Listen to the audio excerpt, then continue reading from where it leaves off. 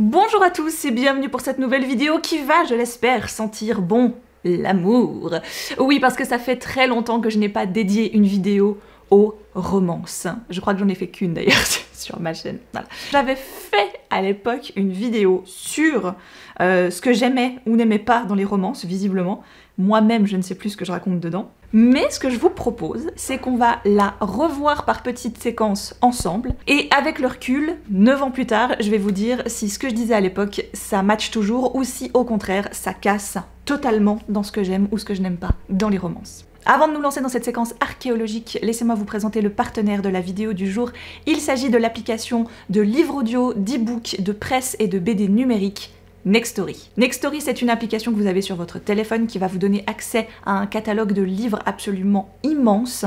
Alors justement, vu qu'on parle d'histoire d'amour, si vous aussi vous aimez les romances, croyez-moi que sur Nextory, vous allez être servi, il y en a pour tous les goûts, que ce soit du e-book, que ce soit de la version audio, vous allez pouvoir vous faire plaisir, que vous aimiez les romances plutôt paranormales, que vous aimiez plutôt les romances contemporaines, les romances historiques.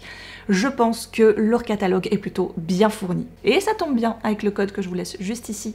Et le lien en barre d'infos, vous avez 60 jours pour tester l'application gratuitement. Et le forfait audio compris dedans est de 15 heures par mois. C'est-à-dire que pendant vos 60 jours offerts, vous allez avoir 15 heures d'écoute les 30 premiers jours et 15 heures d'écoute les 30 suivants.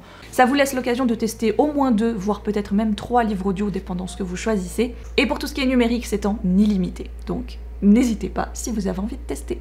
La première chose que je n'aime pas dans les romances, et ça je crois que c'est celle qui surclasse le tout, c'est les triangles amoureux. À mon avis, ça c'est toujours le cas. Je n'aime pas les triangles amoureux parce que j'ai été trop bercée justement par des sagas à triangles amoureux. On va prendre l'incontournable évidemment qui est Twilight. Et c'est sûr que le triangle Jacob, Bella, Edward représente pour moi ce qui a été fait de plus connu dans le triangle amoureux, mais ne représente pas pour moi ce qu'est un bon triangle amoureux. Mais quand c'est le cœur même d'une histoire d'amour, j'ai souvent cette impression que tout va graviter autour de ce triangle amoureux de façon plutôt dramatique, et non pas de façon un petit peu colérique, voire violente. Ce que j'ai pu lire dernièrement, où il y a pour moi quand même une forme de triangle amoureux, ce sera plutôt le format de couple en couple, marié ou que sais-je, dont l'un des deux va prendre un amant ou une amante.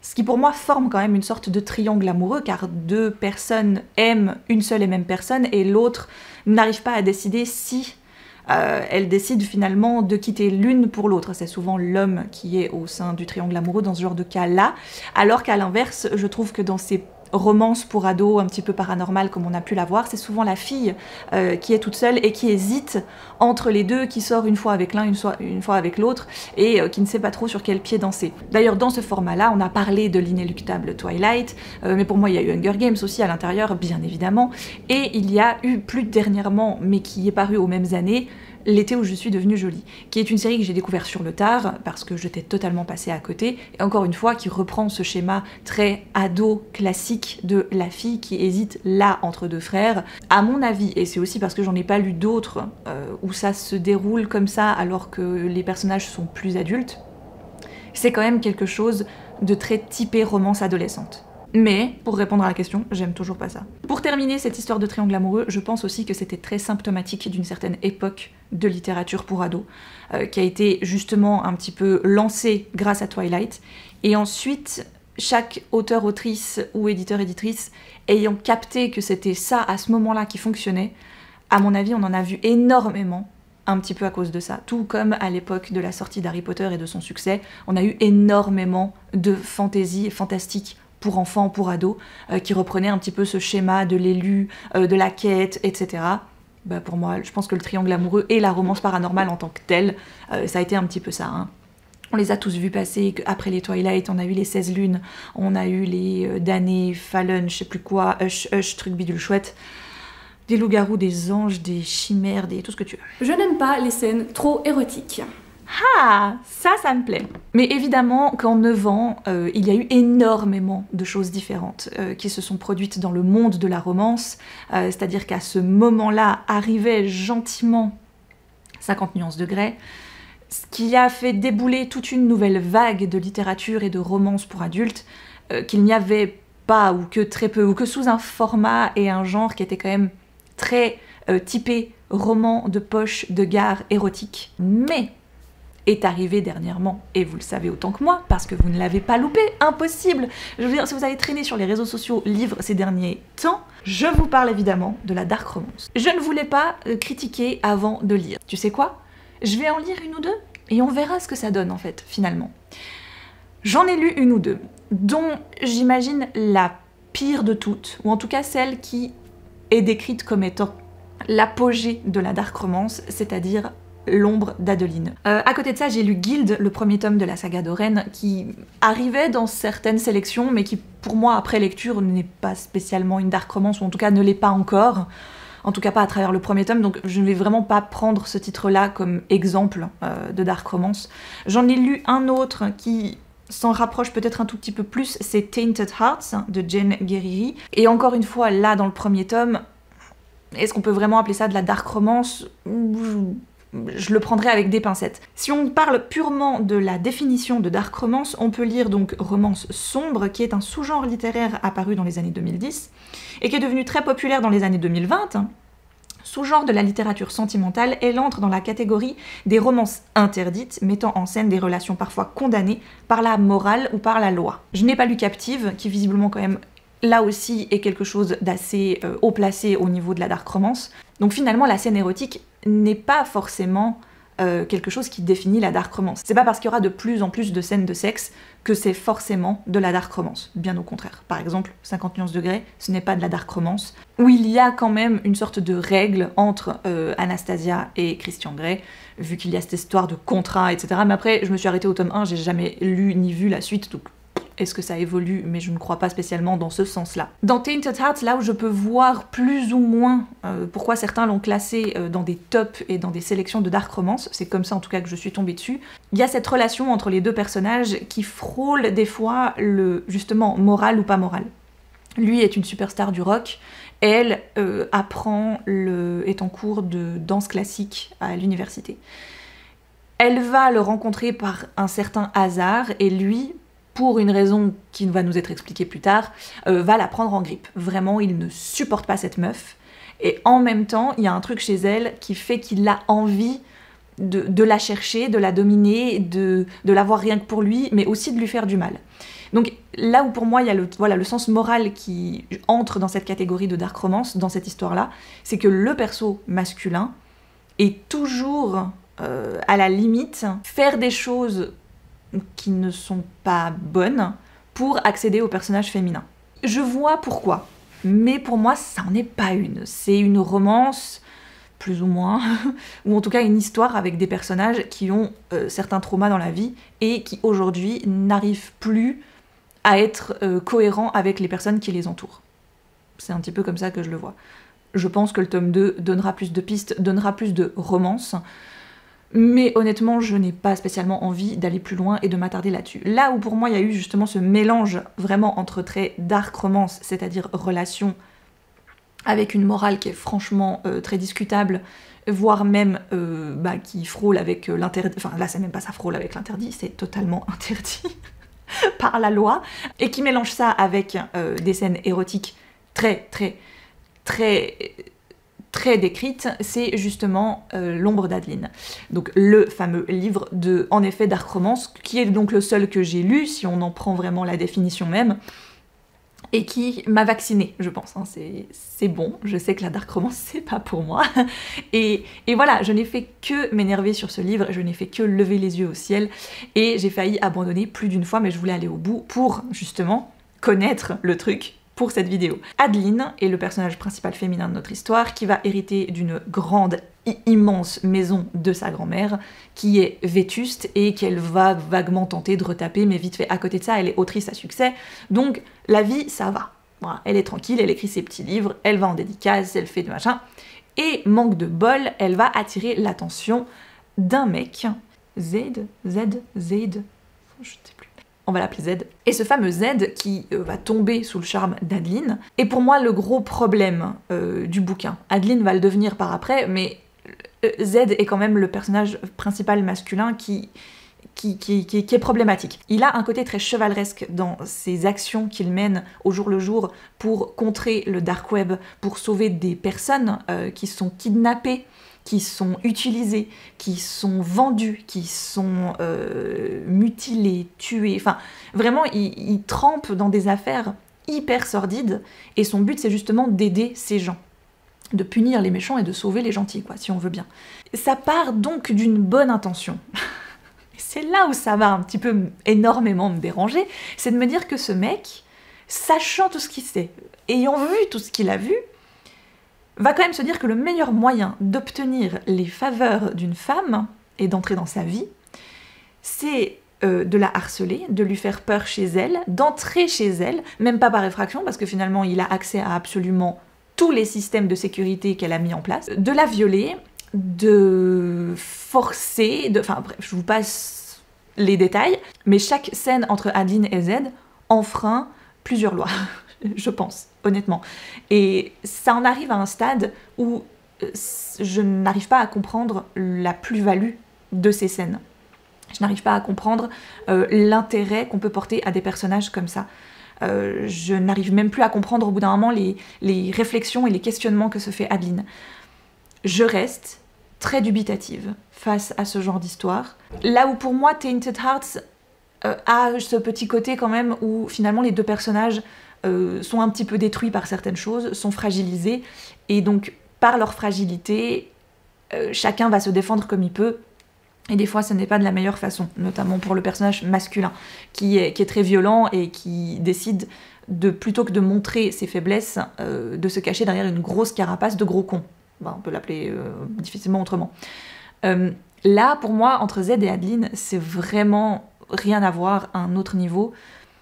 Et à un moment donné, ça arrivait à un cap, à un stade où je lisais ça et j'avais juste envie de passer les pages, parce que moi, lire 10 pages de viol, ça ne m'intéresse pas. En fait, ça ne me provoque rien. Je peux comprendre qu'on lise des histoires d'amour avec des scènes érotiques parce que ça nous provoque quelque chose. C'est un petit peu comme quand on regarde une histoire, un film, ce genre de choses-là. Il y a quand même quelque chose de très beau aussi dans des scènes de sexe. Et il y a aussi des scènes de sexe dans des romans qui pour moi sont nécessaires parce qu'elles sont belles, elles montrent quelque chose, elles transforment quelque chose chez les personnages dans la suite de leur relation. Elles apportent quelque chose à la suite de leur intrigue, tu vois. J'ai même envie de dire que pour moi, là, en l'occurrence, c'est du sexe qui est pas... déjà, qui n'est pas consenti, donc je ne vois pas la plus-value ni l'intérêt, à moins que tu nous en mettes une au début pour nous montrer justement le problème de cette scène et de ce que Z va faire ensuite à Adeline. Mais est-ce qu'on est obligé d'avoir toutes les scènes entre eux, vraiment de A à Z, en passant par toutes les étapes? Au bout d'un moment, je ne pense pas. Donc je reste très dubitative. En même temps, je sais que je ne cours pas après la scène érotique dans un livre. C'est pas un truc qui m'intéresse plus que ça, parce que ça va être comme dans les films, ça ne m'intéresse pas plus que ça. Pour moi, je sais ce qui se passe. En fait, je l'imagine. Je n'ai pas besoin qu'on me le décrive par toutes les étapes. Vous voyez ce que je veux dire. Donc je pense que cet avis-là n'a pas trop changé par rapport à avant. Et donc pour en revenir à la dark romance, vu qu'il faisait très dark chez moi aussi, j'ai allumé une lumière pour voir, mais je ne suis pas sûre que ça fasse une grande différence. Je pense que c'est pas mon truc. Moi, c'est pas les histoires d'amour que j'aime. Si l'histoire est là uniquement pour servir une scène de sexe, ça va vite me saouler. Si la scène de sexe est bien amenée, et cohérente, et même coule de source dans le roman, why not? Mais oui, c'est super. Mais si la scène de sexe est juste là parce que l'auteur a envie de la mettre là, ouais, bof, moi ça m'intéresse pas trop. Je suis assez d'accord avec ce que je dis finalement. Scène de sexe, oui. À toutes les sauces, à toutes les pages, à tous les chapitres, non.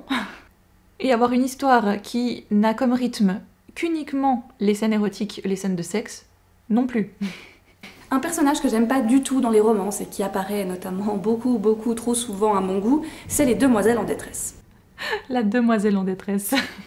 J'ai beaucoup de peine avec la fille qui a tout perdu, qui est hyper fragile, qui a vécu un truc horrible dans son enfance et qui ne fait plus confiance à personne et qui tombe sous le charme du beau et ténébreux Jack ou Brian ou qu'importe, et Lui, il est là juste pour la sauver. Je n'aime pas que cette fille doive toujours être sauvée de quelque chose, que la terre entière lui veut du mal, et qu'il y a forcément un beau gosse dans les parages qui est censé venir la réconforter. Je pense même qu'au-delà de la demoiselle en détresse, ce que j'en ai un petit peu eu marre à force, et ça c'est pas que dans les romances, mais c'est vrai que principalement dans les romances, c'est toujours ce personnage très fragilisé, tu vois, qui a vécu des choses, tout ça, et on le voit, alors c'est vraiment typiquement le personnage digne de Nicholas Sparks. Nicholas Sparks, ces personnages, mais autant féminins que masculins, ils ont vécu un truc, ils ont eu un coup dur dans la vie, c'est le trauma assuré, et du coup ils vont se reconstruire ensemble. Je pense que ça, c'est un truc que j'aime pas dans les romances. Parce que c'est pas que ça existe pas dans la vraie vie, je dis pas, oui c'est sûr, ça peut exister, mais pour en avoir lu une ou deux, je vous les afficherai ici parce que je ne connais plus les titres, parce que je sais que je les ai pas aimés, comme ça vous pouvez vous faire une idée. Il a des problèmes dans sa vie, elle aussi, ils sont tristes tous les deux, ils ont vécu des trucs. Ah, j'ai un peu de la peine avec ces clichés. Et c'est forcément, tu sais, là où il y a la scène que je déteste le plus au monde dans n'importe quelle romance, c'est quand ils voient un truc, que l'autre voit pas qu'il les regarde, ils en déduisent quelque chose, et du coup ils partent. Et il n'y a pas de discussion. Pas tout de suite. Parce que d'abord il faut qu'ils partent. D'abord il faut partir. Non, je ne veux pas de tes explications, ce n'est pas possible. Je ne te fais plus confiance. Je t'ai mêlé à ma vie, et maintenant toi tu me fais ça. Mais non, mais tu comprends pas. C'est pas du tout ce que tu crois. Le c'est pas du tout ce que tu crois, ça me... Tu sais, j'ai envie de prendre les deux, de les asseoir quelque part et dire maintenant vous parlez. D'accord? Vous mettez les choses à plat. Et c'est comme ça qu'on fonctionne dans la vie. C'est pas des « tu peux pas comprendre, non, je pars, je ne veux pas t'écouter ». Ça, c'est un truc que j'aime pas dans les romances. Les gens qui ne communiquent pas, ça m'énerve. Une chose que je n'aime pas dans les romances, c'est des personnages trop indécis, qui hésitent, qui essayent, qui s'en vont, qui reviennent, qui retentent, qui finalement arrêtent, qui finalement reviennent. Ça me gave. Ah voilà, tu vois, ça fait parler à ça. Les personnages indécis, qui s'en vont, qui reviennent, c'est... Bah, ça me fait un peu penser à ce que je viens de vous dire en fait. Donc ça, on check, c'est toujours d'actu. Et la cinquième chose que je n'aime pas dans les romances, c'est les coups de foudre. Ah ouais, tiens, ça je pense que c'est quelque chose qu'aujourd'hui je pourrais enlever de cette liste-là, et je vais peut-être la remplacer par ce que j'aime pas, c'est un trope en particulier, c'est le enemies to lover, donc de ennemi à amant, amour. Ça dépend comment il est dépeint, ça dépend comment il est fait, mais la plupart du temps je ne les aime pas, parce que je les trouve pas convaincants, parce que les gens qui pour moi se détestent de prime abord vont pas tout à coup commencer à s'aimer. Ah, là où je pense que je pourrais faire un petit aparté pour les enemies to lover que j'ai peut-être quand même un petit peu aimé, c'est notamment les 2 premiers tomes de la saga Rebel University de Alicia Garnier et Alfreda Henry. Là où dans cette saga pour moi ça a dû fonctionner, c'est que le premier couple, Harper et Hunter, c'est pas qu'ils s'aiment pas, c'est qu'ils ne se connaissent pas. Et donc les préjugés qu'ils ont peut-être l'un sur l'autre font qu'ils ne s'apprécient pas tant que ça. Mais on se rend compte quand même assez rapidement que Hunter aime quand même bien Harper plus qu'il ne le dit. Ah bah j'ai compris pourquoi il fait tout nuit. C'est les déluges. Bon, c'est pas grave. Bon, les coups de foudre, j'en reviens. On va dire que au pire c'est mignonnet.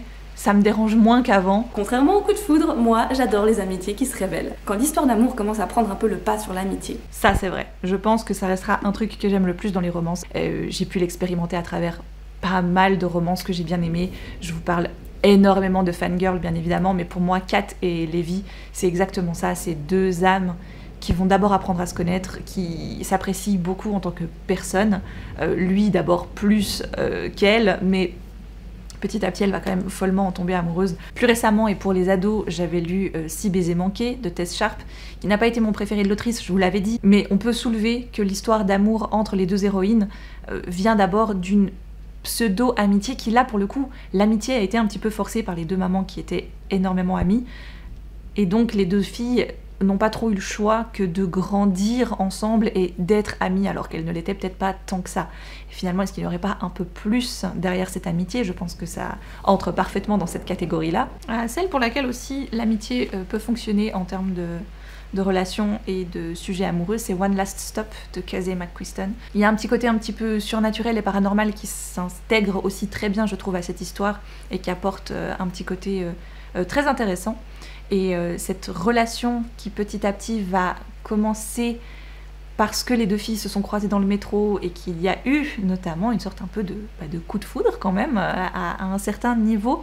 Et ce coup de foudre qui petit à petit va se transformer d'abord en amitié, puis peut-être ensuite par quelque chose d'autre. Et le dernier exemple dans ce cadre-là, ce sera Every Summer After, donc Tous nos étés de Carly Fortune, que j'ai lu l'été dernier et que j'ai adoré. Là, on est vraiment typiquement sur l'amitié entre un garçon et une fille pendant leurs vacances d'été, qui chaque année va évoluer, va changer un petit peu, en même temps que eux grandissent. Chacun se rend compte que ils ont peut-être quand même plus que de l'amitié entre eux, et c'est une histoire qui pour moi prend justement nos personnages, pas au berceau non plus, mais ils ont quelque chose qu'ils ont partagé ensemble. Donc oui, j'aime toujours beaucoup ça, parce que je trouve ça très tendre et quand même assez réaliste, et que généralement c'est ça qui fait fondre mon petit cœur de romantique. J'aime les couples improbables dans les romances. Les gens qui à la base vous dites ah, jamais ils finiront ensemble, c'est pourri, ils vont pas du tout, ils ont pas le même caractère, que dalle. Je sais pas si j'ai un exemple type pour ce genre de relation-là. Je pourrais peut-être quand même y mettre, bien que ce ne soit pas une romance à proprement parler, mais on va quand même parler des histoires d'amour dans ce roman-là. C'est Les 7 maris d'Evelyn Hugo. Oui, je sais, encore, oui, toujours. Si je peux pas vous le caser au moins une fois par vidéo, ça ne va pas. Ça se base quand même sur les maris d'Evelyn Hugo. Et mine de rien, à un moment donné, pour moi, il y a quand même une sorte de couple improbable qui se forme, mais qui est très beau et qui est très attendrissant, et que j'ai adoré suivre tel quel, et qui par la suite va permettre de révéler d'autres choses. Donc est-ce qu'on peut vraiment appeler ça un couple improbable? Je ne sais pas, mais c'est en tout cas un petit peu dans ce goût-là, je pense que je l'imagine. J'aime les couples auxquels on va imposer des difficultés. J'aime bien quand un couple n'est pas parfait, n'est pas tout beau, tout joli, que tout le monde va dans leur sens et que tout le monde les aime et que tout est facile pour eux. Alors ça, aujourd'hui, je pense que c'est plus très vrai. Je pense que j'aime pas les difficultés dans les couples, mais surtout ce que je me rends compte avec le temps, c'est que du moment que le couple est formé dans l'histoire, après je m'embête un peu. Dernièrement, j'ai lu ce bouquin, je vous le présente là vite fait, mais je vais vous en reparler dans le prochain vlog. C'est Love in the Time of Serial Killer de Alyssa Thompson, qui donc peut se traduire par l'amour au temps des serial killers. Et là, en effet, à un moment donné, le bouquin a son apogée, a son truc, a son événement. Et après ça, c'est pas que tu t'embêtes, mais un petit peu. En fait, du moment que ça devient plan-plan entre les personnages, alors je pense que je vois ce que je veux dire par difficulté.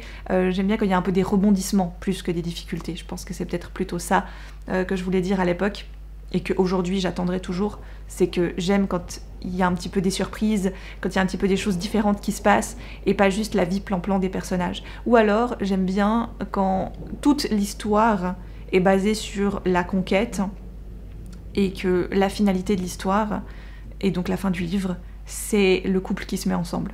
Comme exemple, on pourrait prendre les Sarah Morgan, que j'aime bien, qui pour moi est une autrice de romance vraiment très feel good, mais j'aime bien ce genre-là dans ses romances, notamment ses romances de Noël, parce qu'il y a justement cette bonne dose entre il n'y a pas que l'histoire d'amour. Et je pense que les deux Sarah Morgan que j'ai lues dernièrement et qui vraiment m'ont fait cet effet-là, c'était un Noël romantique en Laponie. Et j'avais également lu Noël surprise dans les Highlands, qui était vraiment très chouette. J'aime les personnages au passé secret, brumeux, mystérieux.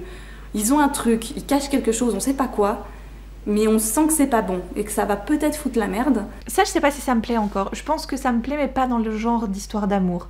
J'aime les secrets, ça vous le savez, je le dis depuis toujours. J'adore les histoires de famille avec des choses à cacher, justement. Mais dans une histoire d'amour, je pense qu'aujourd'hui, j'aimerais plus trop ça. Parce que j'ai justement cette envie de quelque chose de sain et de transparent. Et de limite un peu tendre, ou alors si le personnage a quelque chose à cacher, que ce soit quelque chose de pas grave. Voilà, je pense que je suis devenue un peu plan-plan en romance.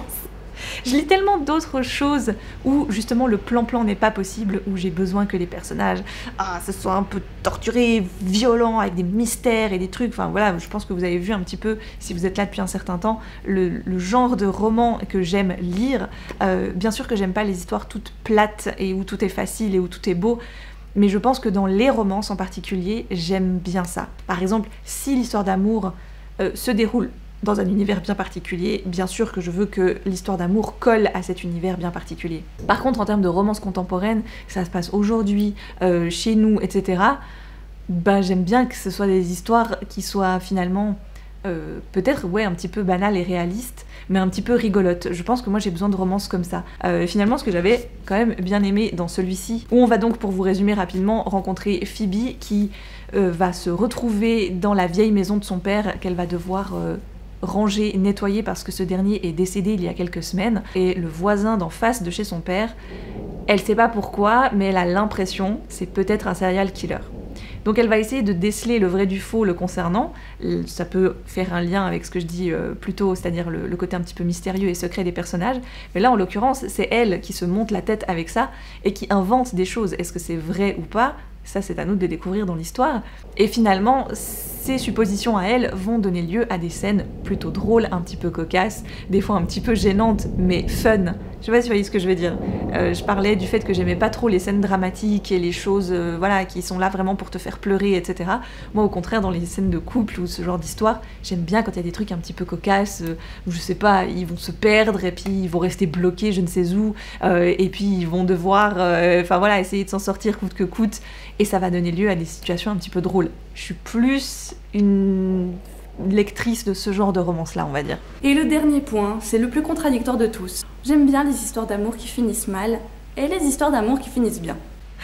Oui, alors les histoires d'amour qui finissent mal et les histoires d'amour qui finissent bien, j'aime me laisser surprendre par une histoire, et si on me vend une romance, que j'ai eu une romance tout le long du bouquin, mais qu'à la fin, je sais pas, mettons un des deux meurt, ça arrive, ou ce genre de choses-là, je pense que je préfère avoir le tragique à la fin qu'avoir le tragique au début et que les deux personnages essayent de se reconstruire ensemble.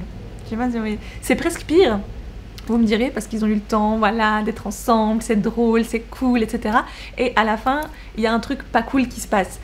Mais je pense que je préfère ça. Est-ce que j'en ai vraiment lu qui s'est déjà passé comme ça ? Je crois pas. Donc finalement, est-ce qu'on peut dire que j'aime les romances ? Oui et non. C'est vrai que je n'en lis pas énormément, je pense. Je pense que je lis des histoires d'amour, mais qui sont couplées avec autre chose et dont l'intrigue principale n'est pas forcément l'histoire d'amour, mais il y a une histoire d'amour à l'intérieur.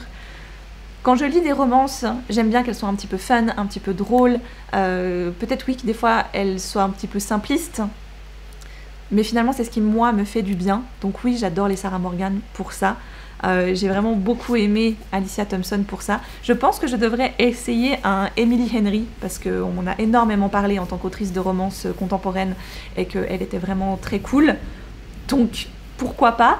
Je pense que c'est une autrice qui en effet pourrait me plaire. Mais vous l'aurez compris, non, je n'aime pas la dark romance. Est-ce que j'ai vraiment beaucoup essayé de romantasy, donc c'est-à-dire le mélange entre romance et fantasy ? Pas beaucoup, donc je pourrais pas vraiment vous dire, mais souvent, quand l'histoire d'amour prend plus de place que l'intrigue de la fantaisie, ça a tendance à me barber un petit peu, donc généralement je lis pas trop ce genre d'histoire-là. Parce que je suis le public cible des romances de Noël. Et après, peut-être de une ou deux histoires un petit peu fun, romance estivale, mais ça s'arrête à peu près là. Mais dans les commentaires, je suis curieuse de savoir ce que vous aimez ou que vous n'aimez pas dans les romances. Je vous embrasse très fort, je vous dis à très vite pour une prochaine vidéo, et d'ici là, bien évidemment, portez-vous bien.